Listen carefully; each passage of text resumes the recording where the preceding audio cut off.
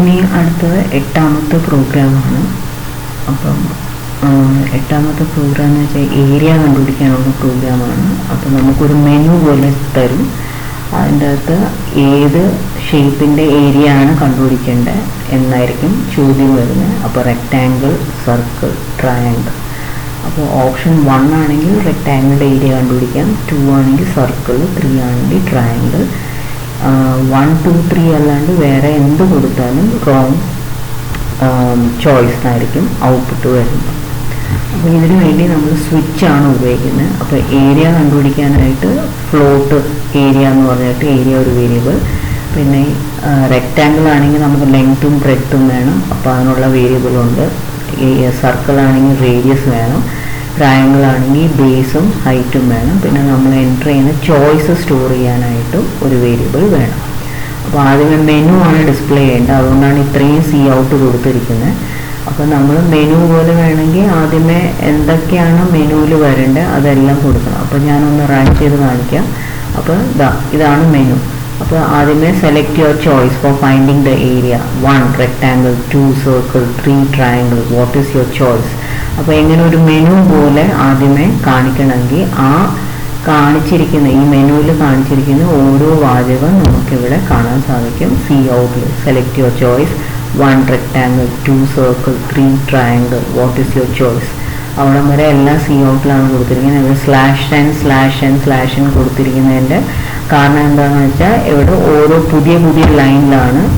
First ഇത് വന്നതിന് ശേഷം നെക്സ്റ്റ് പുതിയ ലൈനിലായിരിക്കും റെക്റ്റാങ്കിൾ വരുന്നത്, അടുത്ത നെക്സ്റ്റ് ന്യൂ ലൈനിലായിരിക്കും സർക്കിൾ. അപ്പോൾ ആ ന്യൂ ലൈൻ വരാൻ വേണ്ടിയിട്ടാണ് /n കൊടുത്തിരിക്കുന്നത്. നമ്മൾ ചോയ്സ് എൻ്റർ ചെയ്ത് കഴിഞ്ഞാൽ ഇപ്പം 1 ആണ് എൻ്റർ ചെയ്യുന്നതെങ്കിൽ ആ ചോയ്സ് എന്ന് പറഞ്ഞ വേരിയബിളിലോട്ടായിരിക്കും ചെല്ലുന്നത്.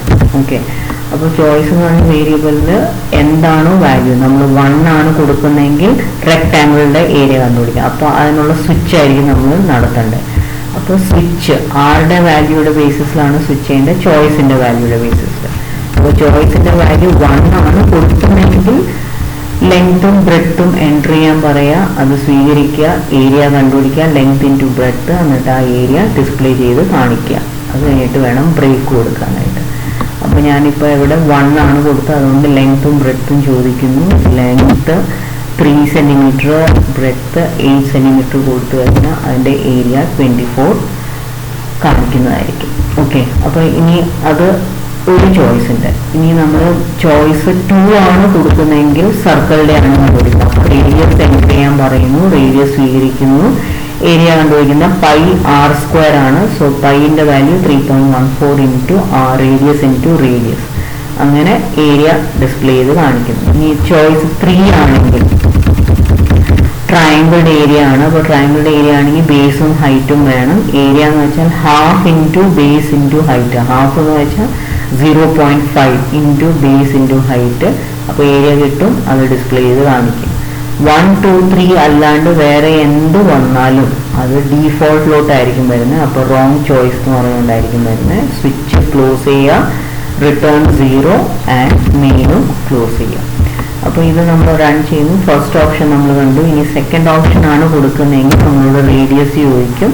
അപ്പോൾ 4 സെൻറ്റിമീറ്റർ കൊടുക്കുക, അതിൻ്റെ ഏരിയ കണ്ടുപിടിക്കും. ഇനി നമ്മൾ ചോയ്സ് 3 ആണ് കൊടുക്കുന്നതെങ്കിൽ ട്രയാങ്കിളിൻ്റെ ബേസും ഹൈറ്റും വേണം ചോദിക്കാനായിട്ട്. അപ്പോൾ enter the base and height ചോദിക്കുന്നു. നമ്മൾ എന്തെങ്കിലും ഒരു ബേസും ഹൈറ്റും കൊടുക്കുന്നു. അപ്പോൾ ബേസ് ആയിരിക്കും ആദ്യമേ 3, പിന്നെ ഒരു സ്പേസ് ഇട്ടിട്ട് വേണം ഹൈറ്റ് കൊടുക്കാനായിട്ട്, നെക്സ്റ്റ് വാല്യൂ കൊടുക്കാനായിട്ട്. അപ്പോൾ അതിൻ്റെ ഏരിയ കണ്ടുപിടിക്കുന്നു.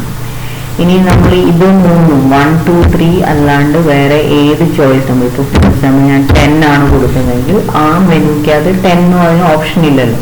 അപ്പോൾ നമ്മളുടെ ഔട്ട്പുട്ട് എന്തായിരിക്കും? റോങ് ചോയ്സ് എന്ന ഔട്ട്പുട്ട് ആയിരിക്കും വരുന്നത്. അപ്പോൾ ഇതുപോലൊരു മെനു പോലെ വർക്ക് ചെയ്ത് അതിൻ്റെ ഏരിയ കണ്ടുപിടിക്കുന്ന പ്രോഗ്രാമാണ് എട്ടാമത്തെ പ്രോഗ്രാം. അപ്പോൾ അത്രയേ ഉള്ളൂ. Okay, thank you.